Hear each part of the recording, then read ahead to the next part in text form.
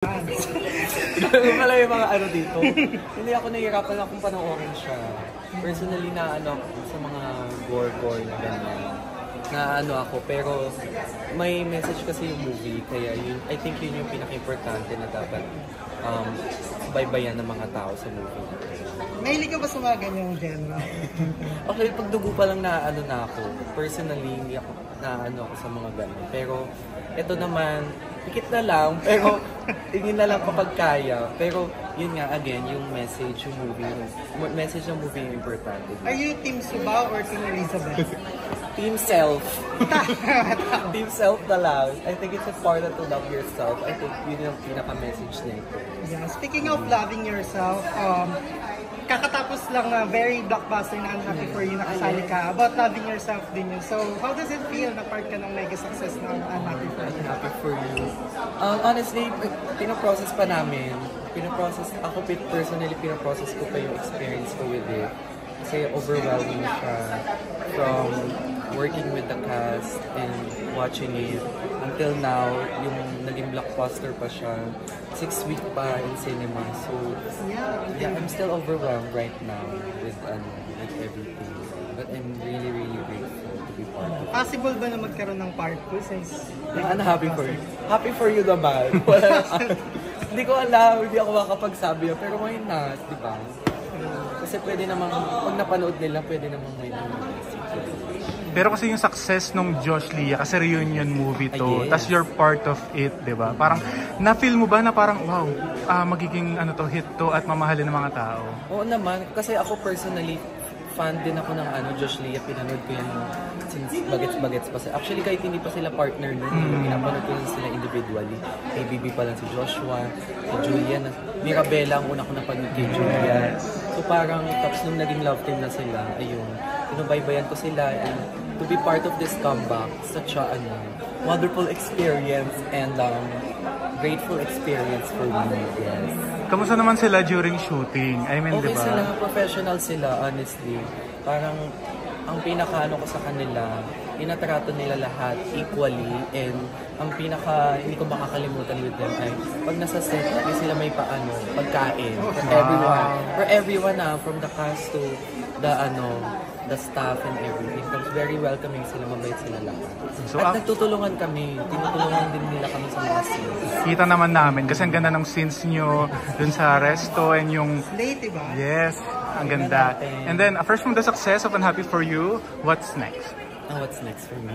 Wow, gano'n naman professional na ganyan tanong. Hindi ko alam, tingnan na lang natin. Pero syempre, I would want to have more naman, syempre. Movies or acting? Movie, series, why not? So if given the opportunity. Ayun na nga. Speaking of opportunity, sino pa ba yung mga gusto mong makasama sa pelikula? Actually, pinakapangarap ko talaga si Angelica Panganiban. Oh. Yes, kasi siya talaga sa mga nadadala ko lagi sa mga pelikula niya, sa mga movies niya, series niya. Why not? We'll see. Ayun, di ba? Manifest lang natin yan. Yes, magkakatotoo manifest. yan, di ba? Josh Leah nga nagkatotoo, di ba? Why not? Baka magkaroon ng movie ulit si Angelica after, di ba? What's happening in her life. Mapakasama ko. Speaking of love teams ngayon, di ba? Naka-work mo na yung Josh Leah. Any chance na gusto mo maka-work ang Kim Pao? Or naka-work mo na? I heard na may upcoming sila. Hindi ko pa sila nakaka-work. Actually, bago pa lang ako sa industry. So, I'm still, trying my way. Yeah. Seeing my way sa mga bagay-bagay dito sa industry. Pero why not? I would love to work with, actually with anyone. Have you met them? Parang hindi pa. Pero nakikita naman sila sa mga, pero yung meet talaga na, I'm bong. Pero ito, alam kong na-meet mo na, si Catherine Bernardo. Yes. Kasi dun sa A Very Good Girl, ganyan, The Success. And right now, they're going to have a movie with Alden. Abangan namin yun. Kasama ka ba sa mall tour nila? Ikaw yung host? Ay, tignan natin. We'll see. Pero basta, I think abangan na lang natin yung part 2 na ito, yung sequel na ito ng Hello Life.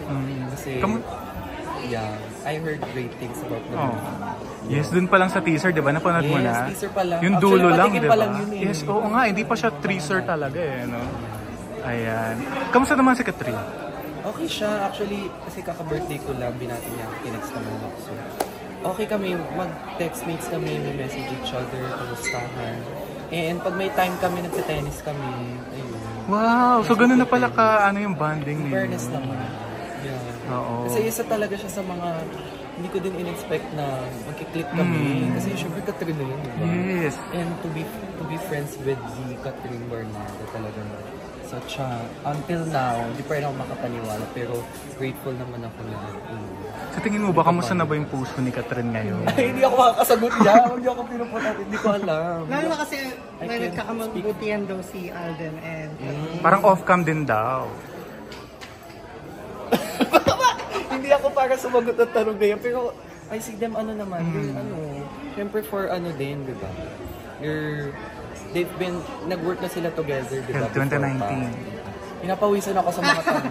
Makikita nyo na mga Ito naman, so, di ba napag-uusapan na usapang love life and kakatapos lang ng Sparks Come Season 2, very successful and you're part of Season 1. So, kamusta ang yung love life naman ngayon? Like, may nagkaroon ba ng mutual spark or what kind of... Sa ngayon, I'm still single, of course. Pero, Choice ba? yes. Oo, Pero may si Kenny Doors naman. Are there someone na, maaligay? Parang lagi kasi kayo magkasama ni Universe. Ay, yun o, ni Universe, di ba? We're good friends. Yung pinost ko nga before, actually sinabi ko to, magkakilala kami before pa. Kasi classmates kami niyan sa Star Magic Workshop. So, nagkataon na ako pumasok ako season 1, tapos siya season 2. Ito, ano pa ba yung dream role mo or dream mo na in showbiz na gusto mo ma-achieve? Siguro gusto ko maging naman, kontrabida. Why not? Kasi parang bida kontrabida yung mga ganong eksena. Why not? Kasi nga diba, ang angelic pangaliban na Yes. Amor Powers.